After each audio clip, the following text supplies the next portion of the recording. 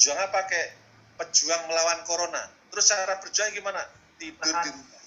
Kaum rebahan ya kan. Cara berjuangnya adalah tidur dari rumah. Terus gimana lagi nih? Bekerja dari rumah, ngantor dari rumah. Tapi enaknya TBG masih dibayar. Ini anu aja ya, intermezzo ya. Jadi kalau kemudian kita perang tapi dari benteng, lari ke benteng, memang ini kita sebenarnya bukan perang, kita sedang nyungsep ya. Padahal tadi saya katakan, pandemi itu sampai hari ini kita nggak tahu prediksinya sampai kapan. Sekaya-kayanya sebuah negara melakukan lockdown, semua dijamin oleh pemerintah, pasti akan jebol juga ekonomi. Kalau kemudian semua masyarakat yang hidup di rumah tidak harus bekerja, tidak harus ke pasar, tidak harus berusaha, tidak harus buka pabrik, pasti akan jebol. Sekaya-kaya negara itu. Apalagi negara yang super tidak kaya. Ya saya tidak nyebut Indonesia lah ya. Kita bicara lockdown. Itu namanya panggang jauh dari api. Nah, oleh karena itu kalau ada wacana new normal, hidup berdampingan corona, saya kira ya logika ini masuk akal saja. Kita masuk akal saja. Masalahnya di mana? Karena kita tidak akan pernah tahu ini berakhirnya kapan. Kecuali kalau Ramadan sudah pasti tahu. Insya Allah kalau nggak Sabtu, Minggu, Hari Raya. Sehingga pasca Hari Raya kita jangan nyiapin. Skenario apa? Pandemi unpredictable. Maka ketika kemudian kita harus melakukan pola hidup new normal, dan normal kembali dalam suasana baru menghadapi pandemi maksud saya, baru masih menghadapi pandemi loh. Baru lingkungan kita tuh masih berseliweran yang namanya virus. Kita nggak tahu apakah dia OTG, orang tanpa gejala, yang paling banyak itu kan, kita nggak tahu. Tapi justru di situ imunitas kita akan diuji. Kalau imunitas kita kuat, insya Allah tahan kita. Kalau enggak, memang berisiko. Cuman masalahnya, kalau kemudian pandemi ini akan berlarut-larut, sementara kita akan tetap di benteng, mungkin kita bukan mati karena pandemi, tapi mati di dalam benteng. Kebutuhan kita sudah tidak bisa lagi bertemu dan seterusnya. Nah, oleh karena itu, kalau kemudian ada wacana new normal, dan nanti akan berdampak new world, saya kira otomatis akan ada perubahan hidup yang pada gilirannya kemana-mana nanti kita akan pakai masker, kemana-mana ke ngajar, kuliah, segala macam. Kemudian di kelas-kelas kita mungkin kalau nanti sudah dibuka normal, pasti juga akan dilakukan upaya distancing, social distancing. Tapi yang kesulitan yang sedang kami rumuskan dari diskusi terbatas ya, gimana cara ngatur pembelajaran yang jumlahnya sangat banyak itu. Kalau belajar normal tentu akan menjadi sulit karena keterbatasan ruangan ketika dilakukan social distancing. Mungkinkah misalnya dibagi sip-sipan? Yang sedang saya pikirkan adalah, dan ini menjadi bahan awal, belum jadi apapun, keputusan pun masih sangat jauh, karena kita akan melihat perkembangannya. Yang paling mungkin andai kata nanti kita belajar normal adalah kita lakukan pembelajaran sip-sipan. Kita akan mengurangi jam tatap muka, maksud saya jam per jamnya. Selama ini 1 jam tatap muka senilai berapa menit? 45. Jadi supaya sip-sipannya terpenuhi, supaya pagi, siang, dan sore 1 mata pelajaran 1 jam tatap muka mungkin cukup 25 menit supaya ya kira-kira seperti, sehingga gelombang murid yang masuk tidak sekaligus. Itu dalam pikiran saya kalau kita melakukan new normal. Tetapi ini dalam pikiran ini tentu harus dilihat secara utuh plus minusnya. Jangan sampai juga nanti tiba-tiba masih terjadi penularan yang sangat bahaya. Karena justru jujur yang paling sulit itu nanti adalah publik dalam pengertian lembaga pendidikan, dari mulai pendidikan dasar, menengah, sampai perguruan tinggi, karena jumlahnya masih banyak sekali. Pabrik-pabrik ya. Kalau perkantoran masih sangat mungkin, karena perkantoran jumlah orang nggak terlalu banyak dan ruangannya juga sangat mungkin kan bisa lakukan social distancing. Tapi ini lembaga pendidikan, pabrik, ya, kemudian pasar dan segala macam ini yang kontrolnya tidak mudah. Tetapi saya lihat wacana yang dilakukan pemerintah itu sebagai sebuah jalan keluar supaya kita sudah siap-siap. Jadi ibarat perang kita ini sudah siap saatnya keluar dari benteng karena amunisi dalam benteng sudah menipis sehingga mau menghadapi musuh di medan perang. Tentu dengan segala persiapan yang harus kita siapkan, alat senjata yang maksimal kita siapkan, sehingga tatanan hidup baru nanti, tatanan yang juga akan berdampak pada tatanan. Mungkin begitu ya respon saya. Terima kasih. Ini saya banyak sekali pertanyaan, Prof. Saya kumpulkan pertanyaan-pertanyaan yang hampir sama supaya bisa untuk menjawab satu kali jawab. Ini dari Bu Hartiningsih, Man 1 Yogyakarta. Pertanyaannya, kaitannya dengan moderasi beragama di madrasah, bagaimana sistem pengawasan yang tepat kepada siswa? Karena kalau pengawasan di madrasah akan lebih mudah, cenderung homogen, minim sekali munculnya konflik. Tetapi ketika masyarakat implementasi moderasi beragama, siswa akan mana? Nah, itu sistem pengawasannya. Berikutnya dari Bu Nikmatul Nazilah, di Miftahul Abror, Kabupaten Malang. Ini bagus sekali pertanyaannya, Prof. Dengan moderasi beragama ini, bagaimana cara agama dijadikan sebagai panduan untuk terhindar dari penyakit, dalam hal ini virus corona, COVID-19. Ini juga hampir senada Pak Muhammad Fatoni dari Kemenag Kabupaten Pasuruan. Pak Muhammad Fatoni, Kemenag Kabupaten Pasuruan, bagaimana mengimplementasikan moderasi beragama dalam masa pandemi yang aktivitas sehari-hari dilakukan dari rumah. Implementasinya bagaimana kita hanya di rumah saja. Jadi hampir senada implementasi moderasi beragama untuk terhindar dari virus, implementasi moderasi beragama yang dilakukan dari rumah dan dari buat tadi pengawasan moderasi beragama, prakteknya siswa di masyarakat. Prof. Dari Jogja, Bu, siapa namanya? Hartiningsih.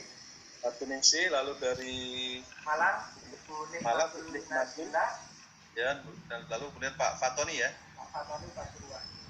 Pengawasan moderasi beragama di madrasah umum tentu tidak sulit, tapi di luar justru itu. Bapak Ibu, saya tadi sampaikan di awal bahwa PR kita yang paling fokus itu adalah di wilayah di mana kita bertugas.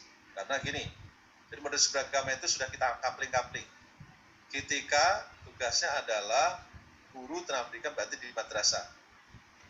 Tadi saya katakan bukan saya larang Anda kemudian keluar ke wilayah itu, tapi maksud saya itu terlalu berat, ya. Kalau berat, kalau Bapak Ibu juga sekaligus urusi yang di luar itu. Saran saya, pastikan yang penting di lingkungan di mana Anda bertugas, moderasi beragama ini berjalan dengan baik dan efektif. Pastikan itu. Jangan sampai kemudian nggak jalan. Di masyarakat sudah ada yang ada Bimas Islam yang akan ngawal itu. Jadi Bimas Islam mengawal itu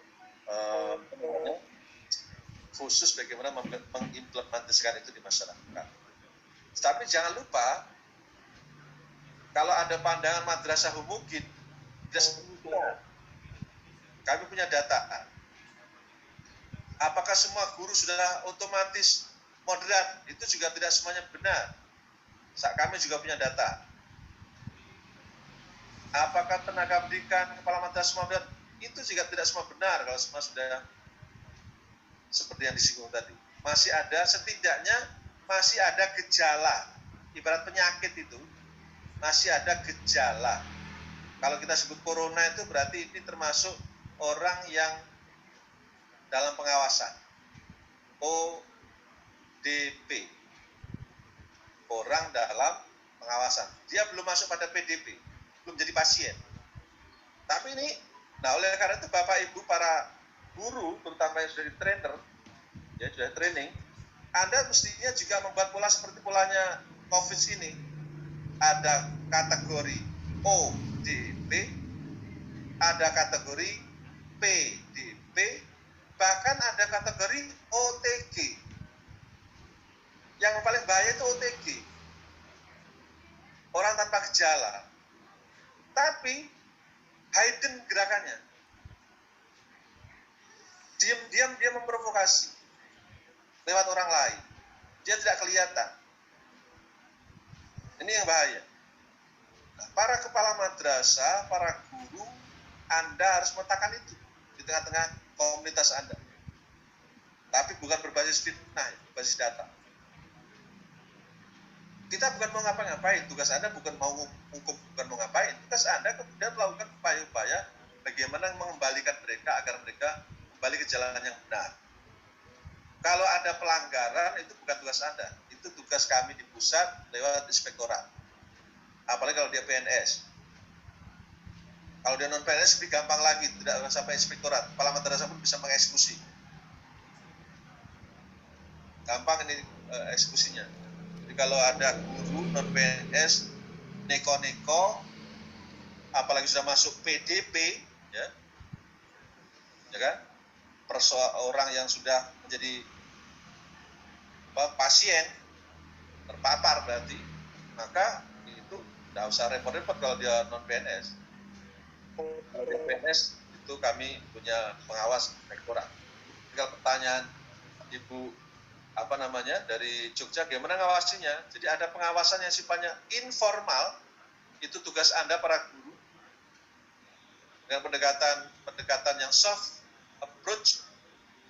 Tapi juga ada pendekatan ke pengawasan formal yang dilakukan lewat inspektorat. Jadi, saya menyampaikan dalam konteks ini kepada para guru adalah dalam konteks bagaimana pendekatan soft approach, pendekatan yang sifatnya informal, dengan pendekatan diskusi, pendekatan saling tafahum, saling memahami, saling mencapai pencerahan, saling memberikan pencerahan. Tugas Anda semua. Nah, jadi jangan kira tadi saya singgung tidak semua yang Ibu sebut bahwa madrasah aman-aman saja, itu saya kira masih harus kita buktikan. Setidaknya boleh dibuat kategori 3 tadi. Ada OTG, ada ODP, yang parah kalau dia masuk PDP. Dan itu terapinya sendiri-sendiri. Syukur-syukur kalau itu teman-teman yang kemarin di training punya peta. Kalau dipetakan dengan 3 kategori atau mungkin bisa ditambah dengan nomenklatur yang lain. Bu Nikmatun terkait dengan panduan agama atau agama yang kita jadikan panduan dalam konteks COVID.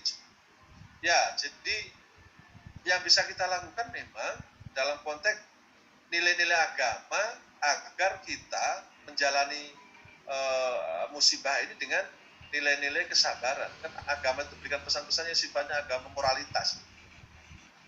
Tapi jangan lalu kemudian nanti Anda menggunakan justifikasi bahwa pendekatan warunazzilu minal Qur'ani ma huwa syifa itu seolah-olah kemudian Anda baca-baca di Quran lalu orang nggak sembuh-sembuh Anda nyalakan Quran. Itu berbahaya juga kan? Kalau ada pendekatan-pendekatan yang itu pendekatan-pendekatan yang salah paham gitu. Karena Quran itu sebagai obat segala rahmat, bahwa sifat wa rahmatul lil mu'minin, maka kemudian seolah-olah ini sudah saya baca Fatihah, orang COVID kok nggak sembuh-sembuh. Kan itu salah paham. Kan obat di sana itu pengertiannya obat hati, obat ketenangan. Jadi Quran itu bukan semata-mata untuk obat COVID. Bahwa kemudian menjadi kita tenang, sabar, itu nilai spiritualnya yang kemudian, karena apa? Kalau kita sabar, tenang, menjadikan kita imun. Nah, di situ nilai agama menjadi masuk. Kita menjadi kebal terhadap virus ini. Sebaliknya, kalau kemudian kita galau, nyalahkan sana sini, ini gara-gara COVID jadi begini begitu, akhirnya orang yang serba keputusasaan ini menjadi tidak imun. Dampaknya akan mudah kena virus.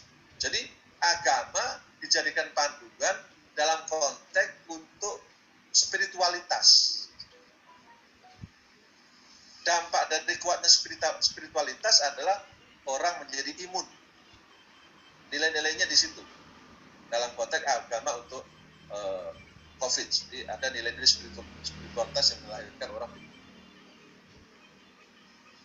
Hampir mirip dengan pertanyaan Pak Fatoni, moderasi beragama untuk COVID sehari-hari, jaga kebersihan itu juga bagian nilai moderasi beragama.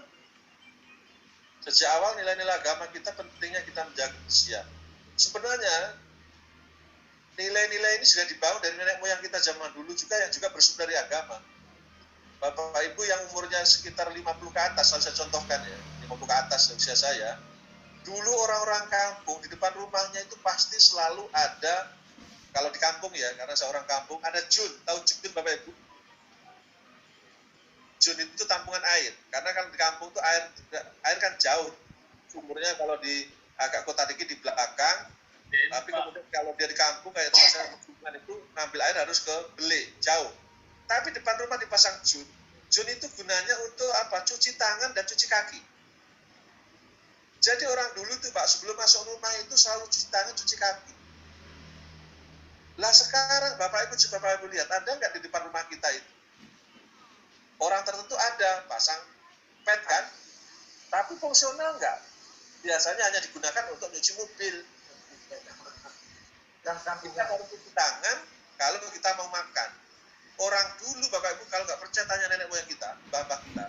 Orang dulu sebelum masuk rumah itu selalu cuci tangan, selalu cuci tangan, selalu cuci kaki. Dan itu saking mereka belum teknologinya belum maju, belum masang keran, mereka gunakan jun atau padasan. Jadi padasan itu bisa digunakan dua fungsi, bisa untuk wudhu pada saat mau sholat, bisa juga untuk cuci tangan ketika mereka keluar dari rumah. Nah, inilah yang kemudian kita sebenarnya kembali ke zaman kearifan lokal, pentingnya jaga kesehatan. An-nadhafatu minal imannya itu nilai agamanya.